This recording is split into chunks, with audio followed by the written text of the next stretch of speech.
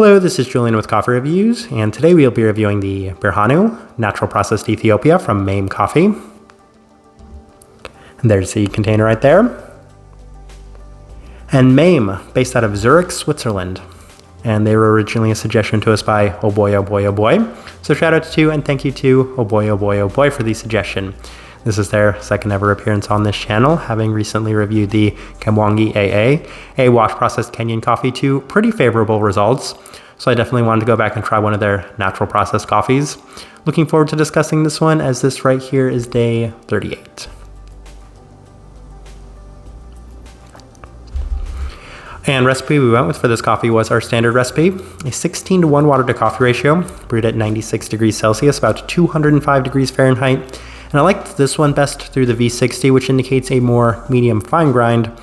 Roast profile for this one, it's pretty similar to the previous coffee we had reviewed from MAME. It might have a slight bit more development, though it's a little tricky to tell given the processing method to this coffee. It still skews on the slightly more light side of things by most standards and metrics. It feels like it just has a slight bit more development than that Kenyan coffee due to that processing method. So with that out of the way, let's go ahead and start discussing this coffee. Day 15, first impression, and ran it through the V60, and the cup was coming out very purple forward right from the onset. And the one thing I picked up that it reminded me the most of was a blueberry Pop-Tart. We'll elaborate on that more a little later in this video, but there was a fair bit of brightness on the back end with a vibrant florality. And all of those things left a very positive first impression. So we continue on to day 18 as I ran it through the Chemex, and there was another berry forward day to the coffee as it remains very purple and feels very classic natural Ethiopian in the sense that it was still maintaining a fair bit of clarity while still giving you so much of those vibrant purple aspects to the cup, even a slight bit of a stone fruit like component to it. And that typically happens with natural processed Ethiopian coffees that have a little bit more clarity and a fresh fruit profile to them, is that I can often pick up on stone fruits in addition to those blueberry-like aspects. So this was another great day of this coffee. We continue on to day 20 as we ran it through the April dripper for the first time, and the cup continues to remain purple forward as the lavender is present yet again in a very vibrant manner. The fruit remains on the more clean side of things with the berry aspect still in the forefront and a slight bit of some coconut as well. So I'm really enjoying the coffee up to this point. We continue on to day 23. This is the first day we have an asterisk as I was sick while taking notes on this coffee on this day, but back through the V60, and the cup yet again was reminiscent of a blueberry Pop-Tart, as there was a very strong purple forward component that was complemented by a pastry sweetness.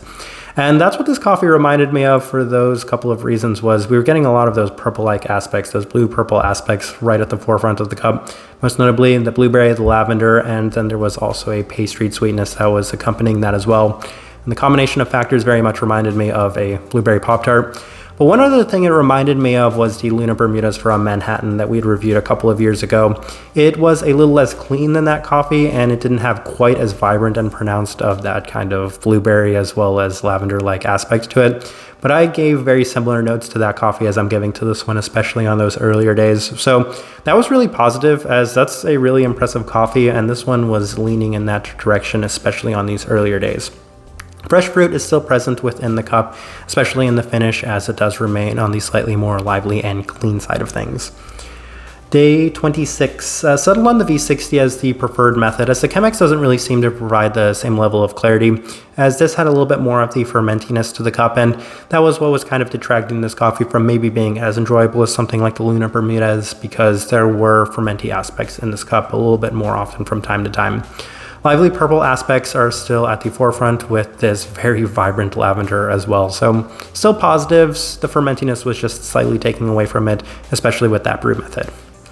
Day 28, the cup does seem to be increasing overall in vibrancy with a little bit more time, as there's a lot of the similar experiences from the earlier days, especially in those purple directions, but the pastry-like sweetness as well as that blueberry continues to remain on the forefront, at this time in a slightly more vibrant manner. Some of these slight grape aspects are present on this day, as they do have a grape note listed on here, but if I'm being completely honest, this coffee was a little bit more of a blueberry-like component to me. So another good day, but the best was yet to come, as here on day 31, we experienced the best of the coffee to this point, as there was a slight increase in overall clarity, and that made this coffee a little bit volatile and made it a little bit tricky to brew, finicky at times, because some slight adjustments here or there could bring out a little bit more clarity to the cup. as was demonstrated here on day 31. The listed grape does continue to make a lot of sense, though I'm still pointing it a little bit more in terms of that bright blueberry sort of aspect. Lavender and pastry all in the same sense, creating that very strong blueberry Pop-Tart-like feel. Pretty good cup all around. I believe this is the day we made the tasting wheel. But the last notes we have here on day 33, as there hasn't been much of a change to the cup as it continues to remain very much on that blue-purple forward base side of things with that dominant blueberry lavender aspect at the forefront of the cup. It's one of those coffees that had such a defined and strong profile to it right from the start that there wasn't too much that changed throughout the entirety of drinking it. Maybe some slight things here or there, some slight fermentiness, a little less clarity, maybe a little bit more sweetness. But for the most part, it does have above average clarity and some really strong sweetness within the cup. All right, let's go ahead and put up the tasting wheel so you can see what we're getting. And we have quite a few level 4s. Now that I'm looking at this tasting wheel, I haven't looked at it since I made it. It looks interesting. So let's go through it. Let's see if I agree with it. We'll start with the finish at a level 5. And yes, even with this very strong purple forward aspect, this blue purple forward aspect to the cup, I still wouldn't say it got overbearing. So if anything, it being there at that level 4 is actually a huge positive because a lot of these coffees can become overbearing, especially if it has a ton of the fermenty aspects to it. So I'm actually really happy with it being there at the level 4 mark. Sweetness, level 4. Yes, I will say on the higher side of the level 4 though, as I'm looking at this tasting wheel, because there is great sweetness to it, as I kind of mentioned, this pastry sweetness, but in addition to that, the fruit sweetness as well as the floral sweetness are all in very high measures, so I could definitely see that being there on the higher side of level 4. A level 5 would have been a little too generous. Florality, level 4. Yes, if anything, I would say it was one of the most pronounced factors in this cup. I've been hinting at it right from the start, and it was something that was always present throughout the entirety of drinking this coffee, so I'm really happy with it being there at that level 4. One of the more floral coffees I've had, especially in terms of a natural processed coffee, so maybe on the slightly higher side of the level 4. Same thing with the berry fruit, which is also at a level 4.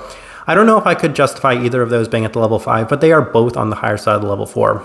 I think that's why this tasting wheel might be slightly deceiving because a lot of these things are on the higher side of those level 4 marks, most notably that sweetness, the florality, the berry fruit, and maybe even the finish, but even then, it wasn't quite to the same extent as that coffee we'd reviewed from Father's de Caramo. So for that reason, it's really strong, it's really pronounced, it's really defined, but it's not quite to that level 5 measure. So those parts I agree with. Let's run through the level 3s real quick, and we'll start with the body. Level 3, yeah, definitely has a little bit of a medium-bodied aspect to it. I think one thing that's kind of contrasting is that the Kamwangi, which was a Kenyan coffee, had a level 2, but we must keep in mind that that one was made with the Chemex, this one was made with the V60. So this one felt like it had a slight bit more body to it for that reason. Cleanliness, level 3. I knew I was going to be discussing this when discussing this tasting wheel because it was on the higher side of level 3, but once again, it's still a natural processed coffee. So I couldn't quite convince myself to bump it all the way up to the level 4 because while it did have great clarity for a natural processed coffee, it still didn't have the same level of clarity as a lot of our standard washed coffees that we do review on this channel. So it's really hard to leave it there at that level 3, but I was being completely honest, and maybe on the higher side of the level 3, I just could not push that one to a 4. Acidity, level 3. That was a kind of surprising aspect of this coffee, and maybe it's because I was contrasting this one to the Kenyan coffee that we had reviewed, and this one had significantly less of the brightness than that Kenyan coffee. So it's there at that level 3. I agree with that as well. And maybe the one thing that I might have some qualms about is the stone fruit being at that level 2, because I said there were times the cup was coming out a little clear and fresh fruit forward that I could bump that up to level 3. But I think by the time I was making this tasting wheel, level 3 would have been a little generous to it. So I think this tasting wheel still looks a little deceiving because there are some really nice factors within this coffee, but they're kept on the slightly more toned down side of things. So many of these were really pushing the higher side of those. So that's why it could, in theory, look a little better than it does. But I think this tasting wheel is not necessarily a great representation of how much I enjoyed this coffee. I think the coffee is better than this tasting wheel demonstrates.